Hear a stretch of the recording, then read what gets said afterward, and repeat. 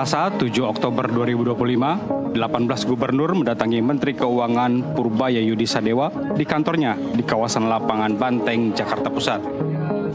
Mereka memprotes rencana pemotongan anggaran transfer ke daerah atau TKD tahun anggaran 2026. Para anggota Asosiasi Pemerintah Provinsi Seluruh Indonesia (APPSI) ini khawatir operasional pemerintah terganggu, termasuk untuk pembayaran gaji pegawai. Dari pusat ke daerah untuk Provinsi Maluku Utara secara keseluruhan itu kita tahun 2025 itu 10 triliun sekian, di tahun 2026 itu sisa 6,7, jadi kita kepotong 3,5 triliun. Dari 3,5 triliun itu potongan terbesar itu ada di DBH, jadi potongan DBH kita itu 60%. Kita semua tadi masing-masing dari gubernur sudah mengarahkan pendapat kepada Pak Menteri Keuangan untuk dipertimbangkan, karena kita dengan perencanaan dana transfer pusat ke daerah yang ada saat ini hanya cukup untuk belanja rutin. Belanja infrastruktur jalan dan jembatan itu menjadi berkurang, sehingga kita minta untuk tadi dikatakan Pak Gubernur Aceh untuk jangan ada pemotongan. Pak Menteri Keuangan akan mencari solusi yang terbaik bagaimana sehingga pertumbuhan ekonomi di daerah tetap jalan dan stabil. Menteri Keuangan pun merespons tuntutan para gubernur dengan mengungkap data dana daerah yang mengendap lebih dari 200 triliun rupiah. Tanya aja ke Bank Sentral, itu kan data dari sana. Harusnya dia cari, kemungkinan bisa anak buahnya juga ngibulin dia. Kalau itu kan dari laporan perbankan kan, data pemuda sekian. Sepertinya data saya sama dengan data Pak Tito waktu saya ke Pak Tito kemarin tuh. Kan pagi Pak Tito jelaskan kan, data di perbankan ada berapa, angkanya mirip kok.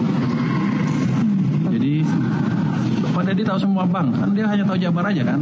Saya nggak pernah describe data Jabar kan. Kalau dia bisa turunkan sendiri, saya nggak tahu dari mana datanya. Dia debat sama dia sendiri. Saya nggak tahu.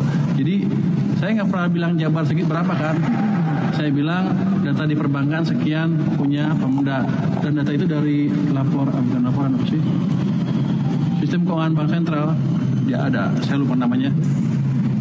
BI apa sih? Di situ ada tuh, ada flagnya. Punya Pemuda sekian, punya Pemerintah Pusat sekian. Even punya Pemerintah Pusat juga orang saya masih nggak percaya segitu. Saya akan masih suruh periksa lagi itu uang apa sebetulnya. Polemik pun muncul sampai akhirnya Ketua Dewan Perwakilan Daerah (DPD) melemparkan saran untuk menyudahinya. Saya sudah sampaikan kemarin, jadi nggak usah lagi berpolemik. Saya sudah ketemu dengan Pak Menkyu. Pak Menkyu sudah menyampaikan bahwa nanti secara berkala, mungkin 3 bulan sekali, 3 bulan itu akan dievaluasi. Nah, jadi semua punya alasan.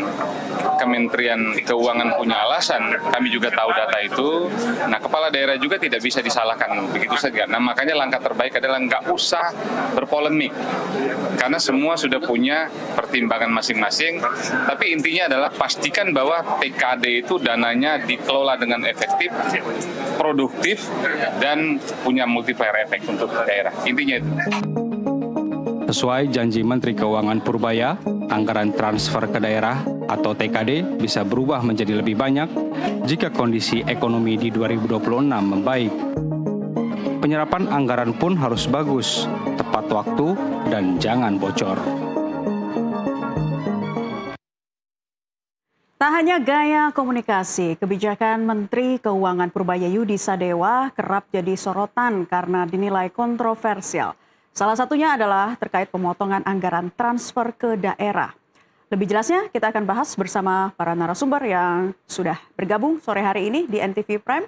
Di studio sudah hadir praktisi hukum Ferdinand Huta Hayan. Selamat sore Bang Ferdinand. Selamat sore. Terima kasih ya sudah bergabung di NTV Prime. Dan juga kita bergabung dari Banyuwangi, maksud kami dari Jombang pemirsa, sudah tersambung melalui sambungan Zoom. Ada Wakil Ketua Komisi 2 DPR, Bapak Zulfikar Arses Sadikin. Pak Zulfikar, selamat sore. Selamat sore Naila, selamat sore Bang Ferdinand. Selamat sore Pak Zul, sehat ya? Ya, kita akan sama-sama ya membahas mengenai polemik ini nih ke Bang Ferdinand dulu nih. Kalau Anda melihat ya dari kebijakan yang dikeluarkan Menteri Purbaya begitu, ini menuai polemik dari sejumlah kepala daerah. Nah, Anda menyorotinya seperti apa, Bang? Ya, tentu kita harus memperhatikan ya. Bagi kami melihat bahwa apa yang dilakukan oleh Kementerian Keuangan untuk memotong transfer ke daerah, bahkan bukan hanya transfer ke daerah, tetapi kabarnya juga dana bagi hasil itu kan juga akan ikut dipotong ya. Padahal dana bagi hasil itu kan sudah ada undang-undangnya, Undang-Undang Nomor 1 Tahun 2022, diatur di sana pembagiannya antara pusat dan daerah. Tapi itu pun kabarnya akan juga kena potong. Nah, yang mau kita lihat di sini dan soroti adalah alasan dari Menteri Purbaya mengatakan di satu sisi mengatakan bahwa dana mengendap, tapi di satu sisi mengatakan nanti akan dievaluasi kalau anggaran negara penerimaan pajak naik ya tentu akan dinaikkan. Artinya kalau saya melihat di sini memang alasan pokok utama adalah soal kesulitan fiskal dari APBN kita untuk berbagi antara pusat dan daerah, di mana akhirnya pemerintah pusat yang punya program besar dari Pak Prabowo harus diamankan oleh Menteri Keuangan. Maka daerah yang menerima akibatnya. Kita sih melihat kebijakan ini sah-sah saja, tetapi yang paling penting adalah jangan sampai daerah kemudian menjadi konflik, menjadi kemelut di internal Pemda-Pemda, karena saya mendengar banyak alasan dan saya juga komunikasi dengan banyak kepala daerah. Terutama mereka keluhkan itu nanti mereka takut gagal bayar untuk gaji-gaji seperti pekerja-pekerja yang masih kontrak, P3K, segala macam, tenaga kesehatan, honorer. Nah itu yang paling kita waspadai sebetulnya. Karena ketika gaji mereka itu nanti terganggu pembayarannya, maka konflik sosial akan terjadi di tengah masyarakat. Ketika daerah-daerah bergejolak, tentu pemerintah pusat juga nanti akan kesulitan. Nah ini yang harus dipertimbangkan secara matang oleh Menteri Purbaya dengan kebijakannya. Harus juga melihat kondusivitas pemerintahan daerah. Ini sangat penting karena kalau contohnya kita mengambil contoh Pati yang terjadi beberapa bulan lalu terjadi di beberapa daerah. Karena kepala daerah ini kan akan pusing mencari pembiayaan bagi operasional pemerintahannya. Jangan sampai kepala-kepala daerah mencari jalan pintas, menaikkan PBB lah atau apa iuran-iuran lain ke masyarakat yang memicu konflik terjadi di tengah masyarakat. Karena masyarakat sekarang masih dalam kondisi terbeban akibat ekonomi kita yang stagnan. Jadi ini yang kami sangat wanti-wanti kepada Pak Menteri Purbaya. Jangan sampai di daerah itu nanti terjadi gejolak sosial akibat dari kebijakan ini.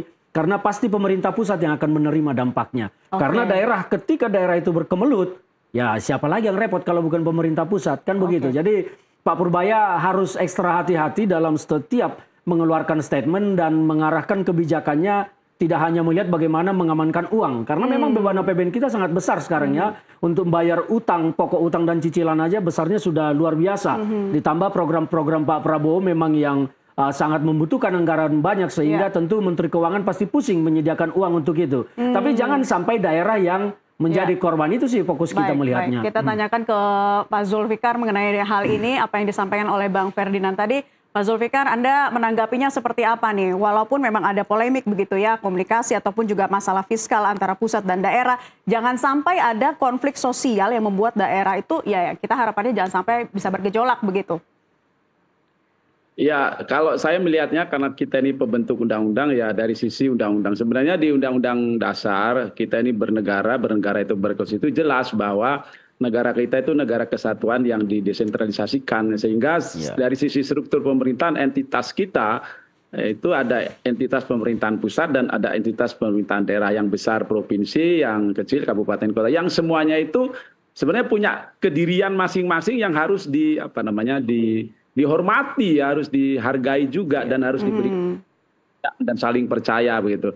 Terus di undang-undang sendiri ya kan sebenarnya pemerintah pusat itu Undang-Undang Pemda 23 2014 itu dinyatakan bahwa pemerintah pusat itu sebenarnya menangani urusan mutlak saja yang 6 itu. Selebihnya itu diserahkan kepada daerah. Nah, kalau dari konstruksi Undang-Undang Pemda itu mestinya kan itu pusat itu kalaupun toh mau mengatur, kalaupun toh mau menangani daerah itu cukup pada memberikan undang-undangnya saja atau peraturan pemerintahnya begitu, habis itu membina, mengawasi. Lah soal pelaksanaan karena memang dia hanya nangani 6 urusan mutlak, ya udah serahkan semuanya kepada daerah. Bahwa apa yang disampaikan oleh Pak Menteri Keuangan itu merupakan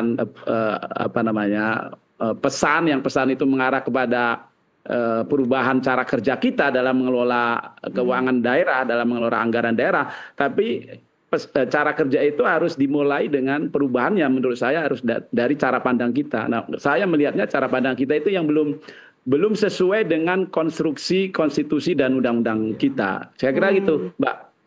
Oke, nah tapi kalau Anda lihat gitu ya dengan polemik seperti ini dan juga nantinya akan pemotongan TKD, seperti apa begitu yang strategi yang harus dilakukan daerah untuk memaksimalkan dana yang ada, Pak?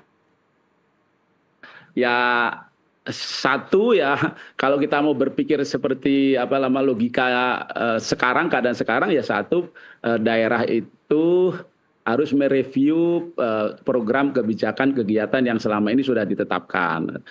Makin menuju kebijakan program kegiatan yang prioritas, terutama yang dasar dulu ya, mungkin kesehatan, mungkin pendidikan, mungkin infrastruktur, mungkin pelayanan. Nah itu.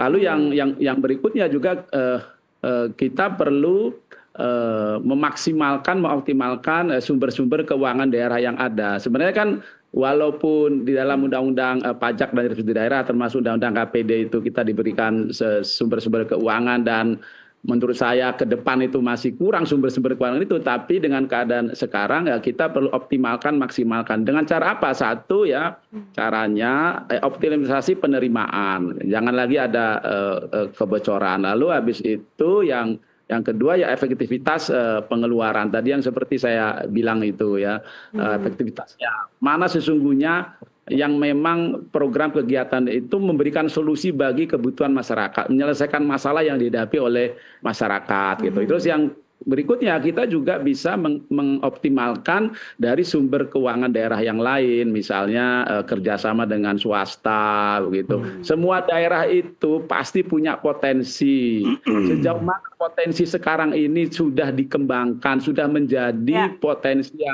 yang produktif. Nah itu coba. Ada itu daerah yang tidak potensi, menurut saya punya. Lalu habis itu dari mana? Setiap daerah itu punya BUMD. Baik. Bagaimana supaya penyerapan anggarannya bagus, begitu ya, bisa dimaksimalkan, dan yang paling penting juga jangan sampai bocor. Nah, nanti kita akan kembali membahas lagi, Pak Zulfikar dan juga Bang Ferdinand. Kita harus jeda azan maghrib terlebih dahulu. Pemirsa tetaplah bersama kami akan kembali untuk Anda sesaat lagi.